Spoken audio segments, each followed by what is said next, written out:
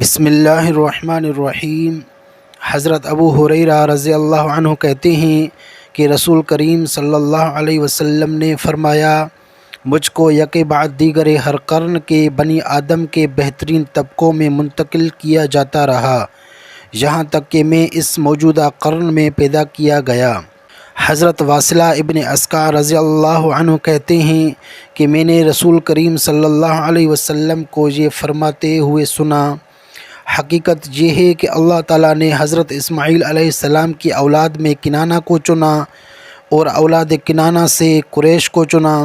اور اولاد قریش میں سے بنی ہاشم کو چنا، اور بنی ہاشم میں سے مجھ کو چنا۔ حضرت ابو ہریرہ رضی اللہ عنہ کہتے ہیں کہ رسول کریم صلی اللہ علیہ وسلم نے فرمایا،